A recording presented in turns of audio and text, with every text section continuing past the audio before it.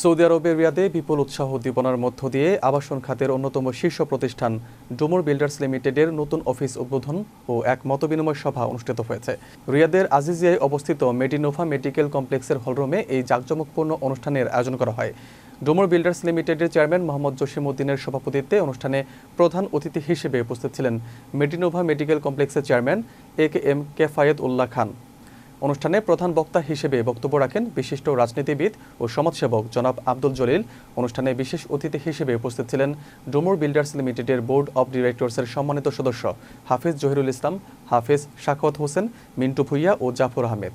এছাড়া সম্মানিত অতিথি হিসেবে আলোচনায় অংশ নেন বিশিষ্ট রাজনীতিবিদ ও সমাজসেবক জনাব রিয়াদ হাসান, আবুল হোসেন হাসান এবং বিশিষ্ট ব্যবসায়ী ও সমাজসেবক মোহাম্মদ আকরাম হোসেন ভুইয়া।